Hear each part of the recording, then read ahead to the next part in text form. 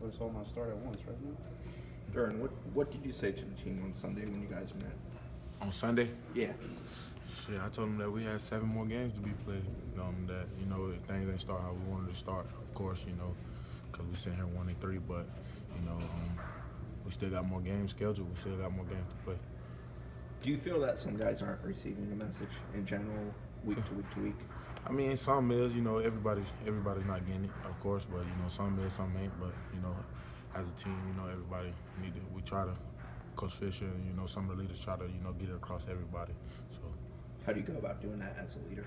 As a leader, just basically, not only just talking about it, just being able to show it, with your play and just how you approach the game and how you approach practice every day, the attitude, and, even though 1-3, have the right attitude, coming out here wanting to work still. So, do you believe this team overall has the mindset to kind of get out of this, to right the ship a little bit? Yeah, I think we can, pick things up going forward.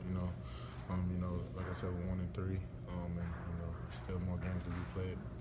What leads you to believe, either through practice, through talking to guys, that you guys do have the mindset to get in the right direction? Because it's just, when we look at the film, teams are not just really just physically, beating us and, just lining up and beating us. It's just, sometimes, it's us not just lining up right, or just the little simple mistakes, that we're making on film, just from watching it on film. So it's really, no team has really just physically just beat us. So.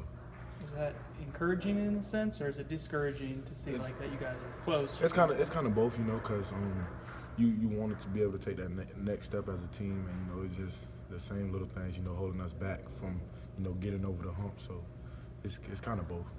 Do you feel like the hard lesson, you need the hard lesson to kind of learn to kind of overcome it? Yes, I do, especially for some of the younger players and some of the players, to get it, because we're so used to winning around here, and some guys don't really know what it takes, the sacrifice it takes, and just every little thing that counts, to win. So I think it's kind of good, because people really starting to see like this game is inches away, like one or two plays away if you don't do something right. So.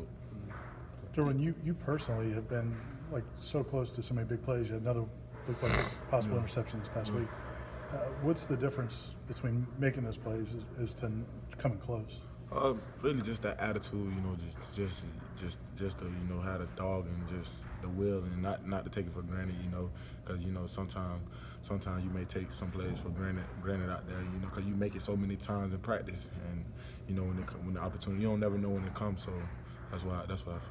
And then Tavares has had a great season. How did he handle the last play being the guy? It's tough because like he said, he had a great game throughout the game, and I told him not to hang his head on that one play. That was a perfect call, a perfect back shoulder throw. You could ask him to defend it no better, back shoulder throw. It's tough, so I told him just keep his head up. Has he kept his head up? How have you seen him kind of respond to that? Yeah, because yesterday he came out of practice hard, smiling. He was ready.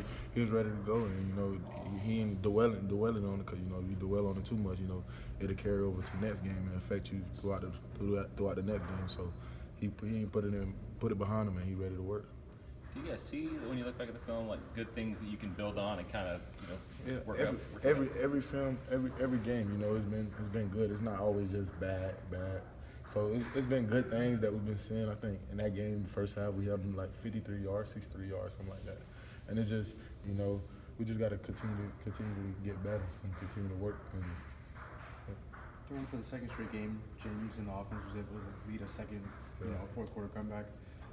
As a defense, is that encouraging to see that these guys are, getting together when you need to? Oh yeah, of course, because we see, like I've been saying before, we see what they got in practice, and we see what they're capable of.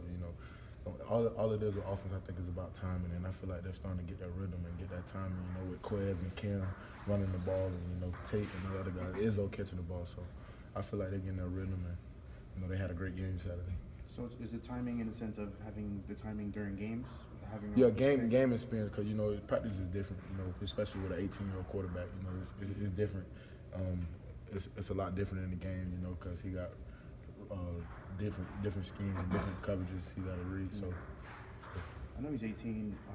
How many other challenges is there for him to kind of lead this offense with offensive linemen going down, wide receivers kind of being injured too? I feel like he has a lot of pressure on his back, especially at 18 years old. I couldn't imagine having that much pressure on me at 18 years old. So I feel like he has a lot of pressure, and to me, he's doing great. He's doing great to be that young and to be able to do the things he's doing. I feel like he's doing great.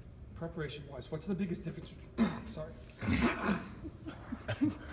Preparation-wise, what's the biggest difference between playing at noon as opposed to 7 or 8 o'clock at night? Cause you're not waiting around at the hotel. You know, everything is quick. You know, as soon as you wake up, you know it's time to get ready for pregame. Versus just sitting at the hotel, just waiting, watching other games, and just waiting around. 12 o'clock is already you ready to go. Do you feel like you play any different playing under the lights as compared to a noon? What you said? Do you feel like you play any different under the sun compared to under the lights? No, man. No. I mean, it's football. I mean, if you play at 12 or 8, you know, it's football. You know, I don't feel like that affect no guys on the team. Do you have a preference? Or It don't matter. We play at 7 if you want to, so it don't matter. Jimbo says he's told guys to stay off social media, try not to pay attention to what's out there. But obviously some guys aren't. And can you sense that frustration? And how do you guys handle that? I mean, that's the little thing that we're talking about, that everybody not getting it, everybody don't get, and it's just we gotta be able to handle that situation as a team, and the leaders, we try to handle that and manage that, but sometimes we don't see everything that's being posted, so like I say, we didn't figure out who did it, so it's handled. How hard is it to stay off social media, man? You're a 20-year-old kid. It's hard for us to stay off social media. I mean, because that's the world that we was brought up to. Yeah. This generation is different. Back then, I'm pretty sure y'all didn't have all the technology and stuff we have now. And it's so easy to put out your phone. With your phone, you got everything that you need. You can see everything that you need. So I feel like that's what the people think that they need. So. I mean, Auden Tate had another big game and performed well down the clutch. It seemed like holding his shoulder, playing through pain. I know that's what you guys do, you play through pain, but what does it say that he keeps out there and keeps performing well when he's not 100%? His pain is different, because he's really out there hurting, and he's really, laying it on the line every game. He's really, I really tip my hat off to him, because nobody goes through what he goes through, and to be able to show up in big games like that and make those big plays, and like you said, not at 100%. That's a great. You guys almost have to respect that. Yeah, that's all that matters. We don't get the team. How together are you guys right now? We're together as a team. We're together because we're looking at the film, and like I said before, nobody's really physically, beating us, and it's a lot of good. It's not just always a lot of bad. It's a lot of good that we can build off, and it's a lot of good that we see at times. Flashes of the team that we can be. So. I imagine you didn't think this season would kind of be like this. Oh no, definitely not coming into this. Yeah. And now, I guess from a standpoint of trying to rebound out of this, I guess, how do you guys kind of just collectively go from here? Well, just keep going forward, and try to get those inches. Try to get those inches, because it's a lot of plays. It's a lot of plays that we make and that we should make that we leave out there. So that help change the game. So I feel like we need to make those plays.